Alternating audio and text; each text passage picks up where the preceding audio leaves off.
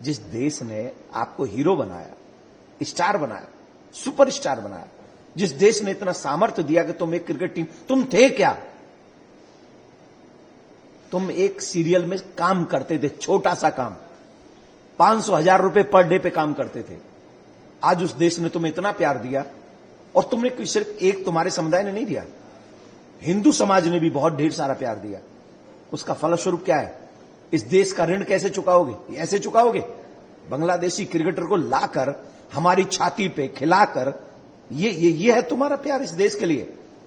तो हम यही कहेंगे, केकेआर का मैनेजमेंट, उनके बॉस ये समझे और उस क्रिकेटर को बाहर करें।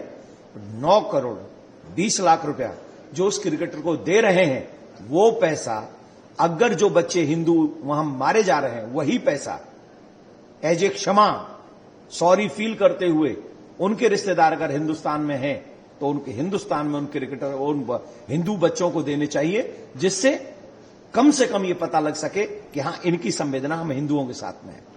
सर, आपके इस विरोध से जो जाहिर हो रहा है वो रहा कि आप शाहरुख खान को टारगेट कर रहे हैं। आप बीसीसीआई से क्यों नहीं बात करते हैं? आप शाहरुख खान को ही, केकेआर को क्यों टारगेट करते हैं? पहली बात तो मैं कभी शाहरुख खान से मिला नहीं, मैं कभी जानता नहीं, देखा है, पोस्टर है कि हाँ कोई एक्टर है, मुझे इससे ज्यादा उससे कोई लेना देना नहीं।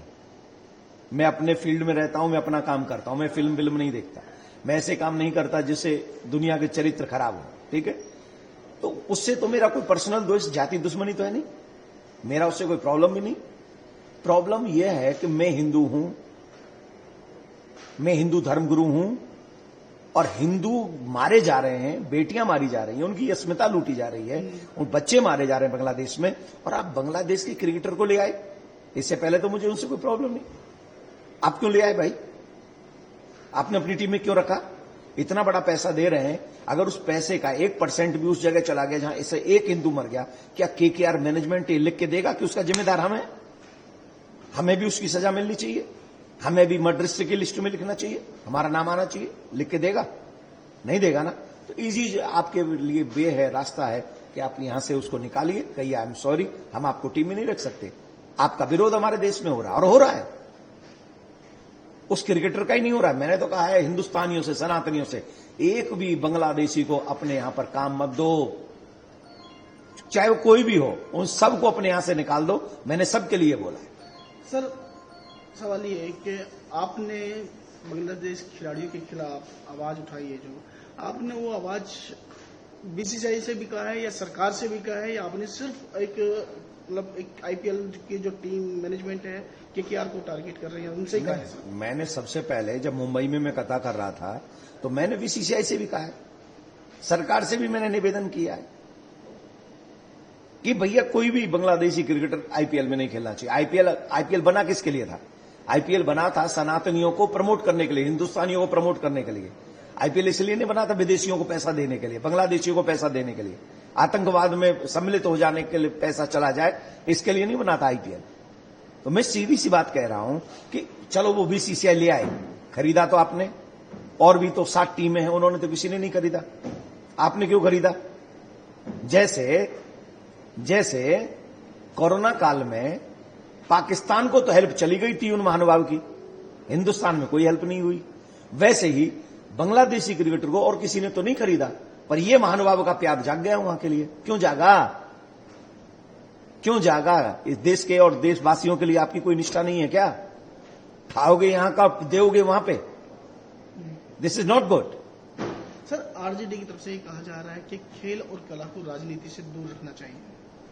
मैं आरजेडी से निवेदन करूंगा, क्या यही बात तब बोली जा सकती है जब राजनीति में इलेक्शन चल रहा हो कि हिंदू हमें वोट न दे?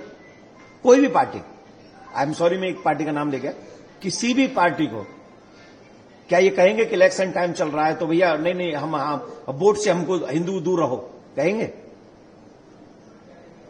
जब वोट डले तो सब हिंदू चाहिए, और जब हिंदू मरे तो तब क्रिकेट को दूर करो, इनमें मत रखो, संगीतज्ञों को दूर रखो, इनसे दूर, इनसे मतलब इनको इन्वॉल्व मत करो।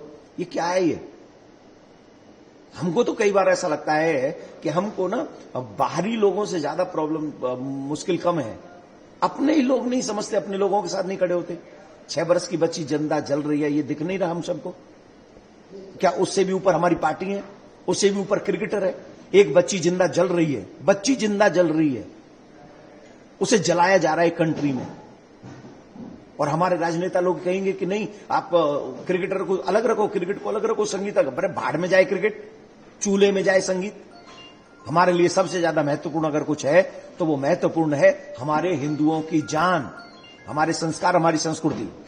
तो उसके लिए तो बहुत जरूरी है। सर, केकेआर ने जिस प्लेयर को लिया है, मुस्तफिजुर रहमान एक अच्छे ऑलराउंडर बॉलर हैं अच्छे, अपने टीम के लिए उनको लिया है। इस पर आपका क्या कहना है कि जैसा अभी आप कह रहे थे कि उनसे अच्छे? भैया तुम्हें बांग्लादेशी क्रिकेट चाहिए, हमसे बात करें ना, केकेआर मैनेजमेंट हमसे बात करे, उससे अच्छा बॉलर दे दें, ऑलराउंडर दे दें, हिंदू दे दें, ऐसे ऐसे हिंदू दे दें कि मतलब वो मालिक आके खेलने लग जाए तो एक बॉल ना खेले उन पे, और एक बॉल ऐसी ना कर सके जिसमें चौका छक्का ना पड़े उनकी पे। केकेआर का मालिक ही करे बॉल उनको, मैं ऐसे खिलाड़ी दे देता हूं उनको। और अगर उन्हें हिंदुओं से नफरत है तो मैं उन्हीं के समाज का कहीं से अरेंज करके दूंगा, उससे बेटर बॉलर और बैट्समैन दूंगा। हिंदुस्तान का लो ना आप, वो पैसा हिंदुस्तान को दो ना, आप हिंदुस्तान को पैसा दो, और आपको देना चाहिए। सर, आपके विरोध के बाद भी अगर आपकी बात नहीं मानी जाती है, उस खिलाड़ी को खिलाया जाता है, तब आप क्या करेंगे? पहली बात तो ये समझ लीजिए, निश्चित एक बात है, या तो वो बांग्लादेशी क्रिकेटर नहीं खेलेगा, या पूरी केकेआर टीम पे संकट आ जाएंगे। और इसके बाद एक और बात बता रहा हूं अब आपको, ये पिछले 3 दिन से मेरे दिल में बहुत दर्द हो रहा है। अब मैं इनको दिखाऊंगा, तुम तो सिर्फ एक टीम के मालिक हो ना, वेट एंड वॉच। अब आपको दिखाऊंगा कि सनातन कहते किसको है। सनातनी सिर्फ माला ही करना नहीं जानते, सनातनी सिर्फ तिलक करना ही नहीं जानते। वेट एंड वॉच, आपको दिखाऊंगा कि सनातनी क्रिकेट भी खेल सकते हैं, और तुमसे अच्छी खेल सकते हैं, तुम्हारे खिलाड़ियों से अच्छी खेल सकते हैं। तो आप वेट करिए। मेरा तो निवेदन यह है कि राजी से मान जाए, और एक क्रिकेटर को निकाल के अगर आप इस देश के द्वेष से, क्रोध से बच सकते हैं तो बचें, यही मेरी एडवाइस। सर, आप अपनी इस अपील के अंदर और किसी को भी शामिल करना चाहते हैं, राजनीति से अपील करना चाहते हैं? और मैं पूरे देश के सनातनियों से निवेदन करना चाहता हूं, जो भी मुझे इस समय सुन रहे हैं, देश के जितने भी सच्चे देशभक्त हैं, जिनको बांग्लादेश में मर रहे हिंदुओं के साथ संवेदना है, और मैं तो उनसे भी निवेदन करूंगा जिनका कॉन्टैक्ट केकेआर के मैनेजमेंट और बॉसों के साथ में है, वो उसे कहें कि जितना जल्दी हो सके बांग्लादेशी क्रिकेटर को निकाल दो। वो नहीं खेलेगा आईपीएल, बिल्कुल नहीं खेलेगा आईपीएल, ये निश्चित है, कंफर्म है। इसके लिए हमें सड़क पे उतरना पड़े तो हम सड़क पे भी उतरेंगे, ये समझ लीजिए, ठीक है ना।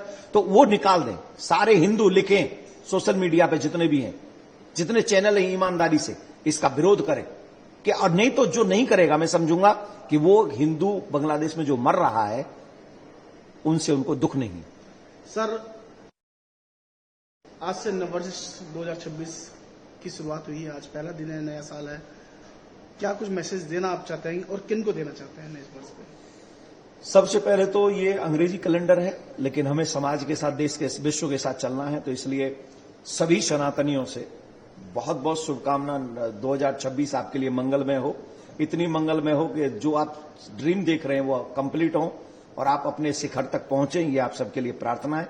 लेकिन एक और चीज मैं आपको कह दूं कि आने वाले समय के लिए अपने बच्चों को शस्त्र और शास्त्र दोनों का ज्ञान दें। 9 वर्ष में आपके बच्चे अपनी सर्व सुरक्षा करने में निपुण होने चाहिए, और जो इस देश के विरुद्ध और इनकी भावनाओं के विरुद्ध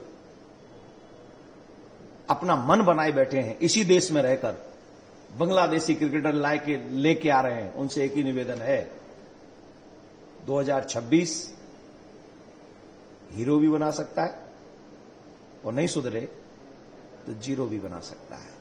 समय है, किसी को छोड़ता नहीं है। जय हिंद।